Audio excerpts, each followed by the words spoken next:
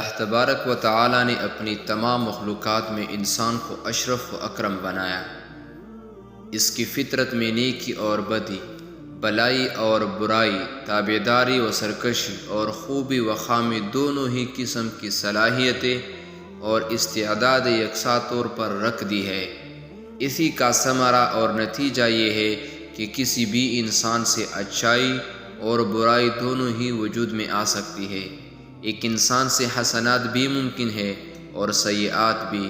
اس کے باوجود کوئی سیئات اور معصیات سے مجتنب ہو کر اپنی زندگی اور اس کی قیمتی لمحات کو حسنات و طاعات سے مزین اور آراستہ کر لے تو یہ اس کے کامیاب اور خالق و مخلوق کے نزدیک اشرف و اکرم ہونے کی سب سے بڑی نشانی ہے، اور یہی تقوی و پرہیزگاری ہے جو روزہ کا مقصد اصلی ہے۔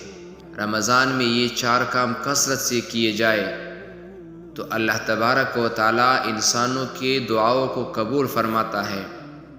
2 کام جن سے اللہ راضی ہوتے ہیں۔ نمبر 1 لا الہ الا اللہ کی کثرت۔ نمبر 2 استغفار زیادہ سے زیادہ پڑھا جائے۔ اور 2 کام جو ہر انسان کی ضرورت ہے، اللہ تعالی سے جنت کا سوال کیا جائے، جہنم سے پناہ مانگی جائے۔